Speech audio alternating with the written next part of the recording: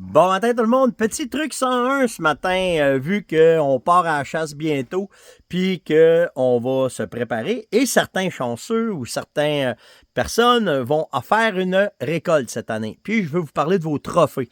Comment est-ce choisir un bon taxidermiste? Qu'est-ce qu'il faut faire rapidement pour sauver puis amener ça le plus vite possible?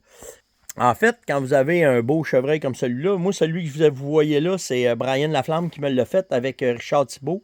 Ils ont fait un job d'enfer. Hein? La qualité, souvent, ce qu'on va regarder, c'est la qualité des yeux, comment est-ce que le taxidermiste va travailler, les oreilles, comment est-ce qu'ils sont faites, le nez, les particularités du nez, regardez les poils sur le bout que les gars ils ont laissé, qu'ils ont mis.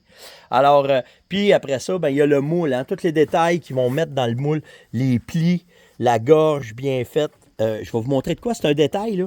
Mais quand tu regardes le nez, regardez, il a fait le bombage du nez. Ça vient pas avec les moules, ça.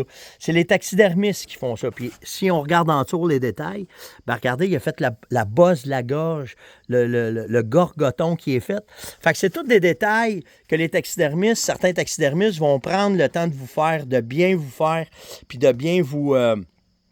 pour que votre pièce, quand vous allez l'avoir sur le mur, que vous allez être content, puis ça va durer longtemps. C'est ça qui est bien important. Tu sais, l'alignement des yeux, le regard de l'animal, c'est bien important.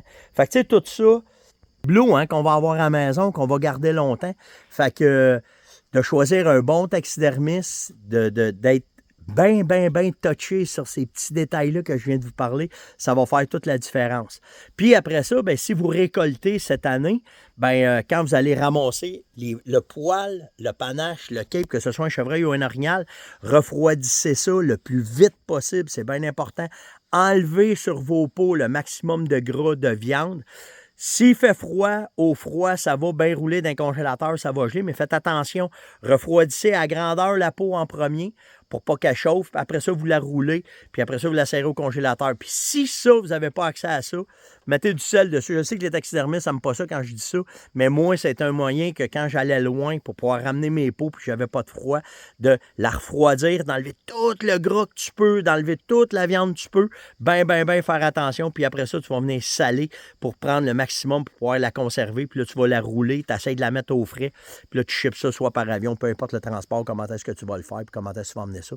Fait que tu sais, c'est tous des petits détails, mais que ça va faire que vous allez pouvoir garder une belle pièce comme ça longtemps après ça, comme souvenir, comme trophée à la maison. Si vous avez des questions, n'hésitez pas, stephmonette.onjase@fermonette.com.